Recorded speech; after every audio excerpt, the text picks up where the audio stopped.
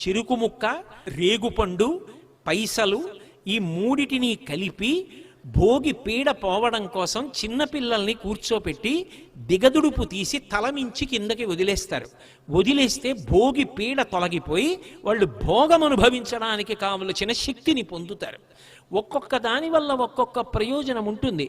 అది ఉంటుందా అంటే అన్నీ కొన్నిసార్లు అనుభవము చేత తెలిసేవి కావు, కానీ నమ్మకం చేత పెడతాయి. భూమి తిరుగుతోంది, నేను చూశానా, కానీ శాస్త్రములు చెప్తున్నాయి, శాస్త్రవేత్తలు చెప్తున్నారు, నమ్ముతున్నాను. అంతేగాని భూమి తిరగడం నేను చూడలేదండి అందుకని నేను నమ్మనండి అంటే మానే. నువ్వు నమ్మలేదు కాబట్టి భూమి తిరగడం మానేస్తుందా? నువ్వు నమ్మితే భూమి తిరుగుతుందా?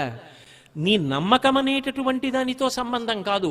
కొన్ని శాస్త్రాన్ని ప్రమాణం చేసుకొని నమ్మడం కర్తవ్యం. భోగిపీడ తొలగించడానికి ఆ పైసలు, చెరుకు ముక్కలు, దానితో పాటుగా రేగుపళ్ళు ఈ మూడిటిని విడిచిపెడతారు.